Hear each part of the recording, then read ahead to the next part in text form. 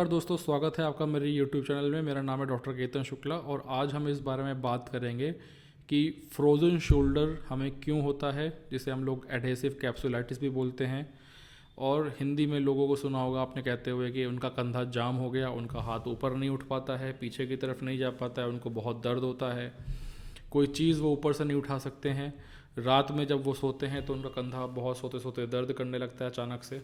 तो ये सारी चीज़ें के बारे में आज हम बात करेंगे, साथ में ही हम इस पर भी रोशनी डालेंगे कि कैसे आप इसे घर पे इसको ठीक कर सकते हैं, कौन सी एक्सरसाइज के लिए कर सकते हैं, वो सब मैंने इस वीडियो में शेयर करा हुआ है। तो चलिए शुरू करते हैं।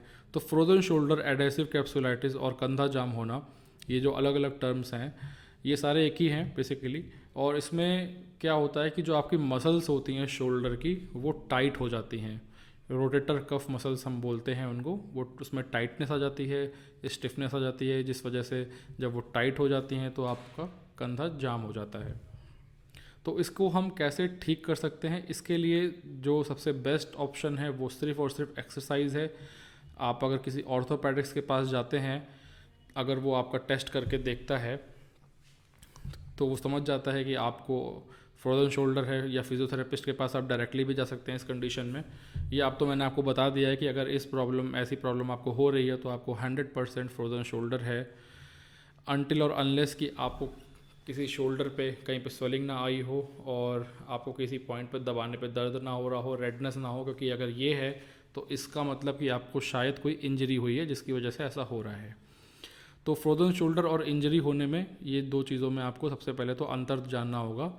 इंजरी तभी होगी, जाहिर सी बात है, जब आप गिर जाओगे या आपको चोट लग जाएगी, कंधे के बल गिर जाओगे तो इंजरी है डेफिनेटली। उसमें आप आइस पैक से सिकाई कर सकते हैं, पेन किलर वगैरह मार्केट से लेके खा सकते हैं। अल्ट्रासेट एक बहुत ही फेमस पेन किलर है जिसका इफ़ेक्ट भी अच्छा है, डॉक्टर्स भी सजेस्ट करते हैं, तो वो आप ले सकते हैं।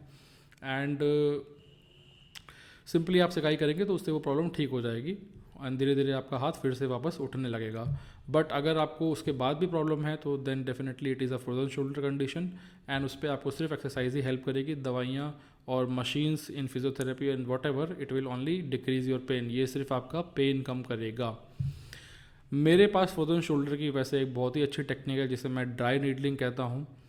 तो नीडल से बेसिकली आपकी जो मसल्स हैं उसको हम लोग पंक्चर कर देते हैं, जिससे आपका पेन रिड्यूस हो जाता है, आपकी थोड़ी सी रेंज बेटर हो जाती है। बट उसके बाद आपको एक्सरसाइज अच्छे से करनी होती है। तो फ्रोज़न शोल्डर के लिए जो एक्सरसाइजेस हैं मैं उसका वीडियो आपको शेयर करता हूँ, आप ये एक्सरसाइज देखिए, इसे आप ज़रूर करिए अपने घर पे। तो फ्रोज़न शोल्डर के लिए अगर आपका कंधा जाम है और अगर आपको उसके घर पे इसको ठीक करना है, उसकी एक्सरसाइज जो है वो इस तरीके से आप एक काम करिएगा। पहले टिश्यू पेपर दिखा दो।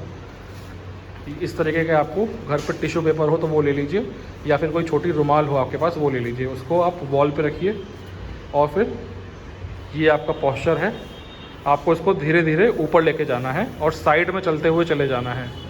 ये अभी इनको फ्रोज़न शोल्डर नहीं है, ये एकदम नॉर्मल पर्सन है, इसलिए ये एकदम फ्लैट दीवार में इस तरीके से चिपक पा रहे हैं। बट आप यहाँ तक शायद ना पहुँच पाएँ।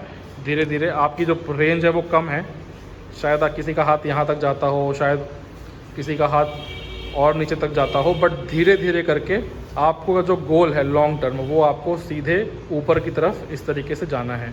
चाहे ये आप 1 महीने में करिए या 2 महीने में करिए। अगर ये जिस दिन आप अचीव कर लेंगे तो उस दिन आपका हाथ काफ़ी खुल जाएगा।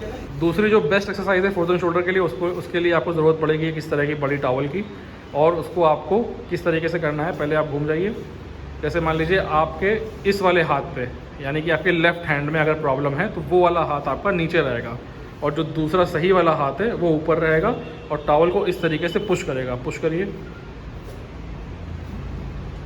इससे आपका जो हाथ पीछे नहीं जा पा रहा है वो धीरे धीरे करके जाने लगेगा। ये आप घर पे कर सकते हैं। इसके बाद जिनको भी फ्रोज़न शोल्डर है या और किसी समस्या है उनके शोल्डर में, तो उनको स्ट्रेचिंग करनी है। स्ट्रेचिंग के लिए सबसे पहले तो अपना एक हाथ इस तरीके से वॉल पे रख लीजिए। हाथ को देखिए किस तरीके से रखा हुआ है, हाथ इसी तरीके से रखना है सेम, और फिर साइड में आपको टर्न होना है। जब आप इस तरीके से टर्न होंगे तो आपके पूरे हाथ की स्ट्रेचिंग होगी, ठीक है। ये आपको करना है 10-10 टाइम्स, और 5-5 सेकंड्स के लिए आपको इसमें इसी पोजीशन में होल्ड करना है। दूसरी स्ट्रेचिंग जो आपकी है फ्रोज़न शोल्डर के लिए, वो हाथ को ऐसे साइड में ले जाना है और दूसरा हाथ एल्बो पे रखना है अपनी कोहनी पे और उससे दबाना है। तो इससे आपके शोल्डर का जो बाहर का हिस्सा है उसकी स्ट्रेचिंग होगी।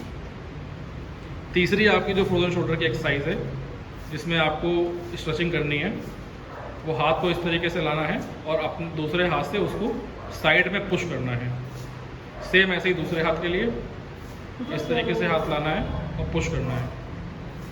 तो इस वीडियो को अगर आपने देखा, अगर आपको ये कंटेंट पसंद आया, ये इन्फॉर्मेशन आपको अच्छी लगी, तो प्लीज़ लाइक करें, शेयर करें, सब्सक्राइब करें और उन सबको शेयर करें जिनको ये प्रॉब्लम है और जो महीनों से इसे सफ़र कर रहे हैं। थैंक यू दोस्तों।